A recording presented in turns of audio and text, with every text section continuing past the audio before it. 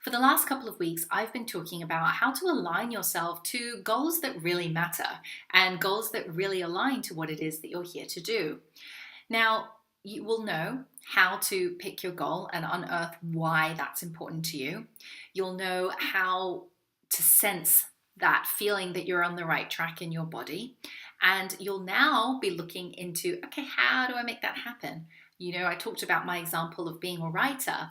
I know that that's what I want one day. And when I do choose to do that come the second half of the year, I don't have to wait to be a successful author. I can just start writing every day. And that I can say I am a writer. And it really doesn't matter about what I call myself, but really it's about stepping into that, which is really what I want to talk about today.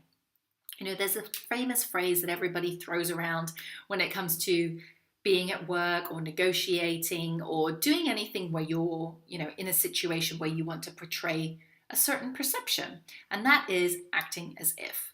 Now, acting as if can be a really helpful tool to have the bravado to go into a meeting and know that you're going to own it. It can be really helpful when you go into a pay review with your boss.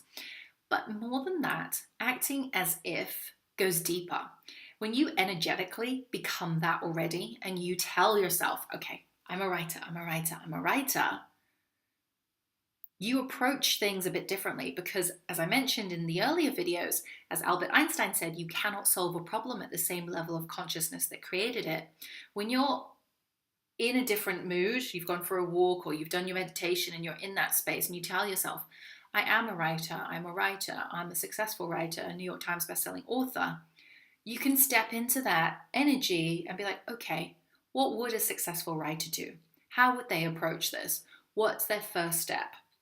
And you can almost step into their shoes and make better choices and take better action that is really way more aligned than being the other way, which is, I don't know what I'm doing. I don't know. I'm overwhelmed, right? Can you even feel the difference?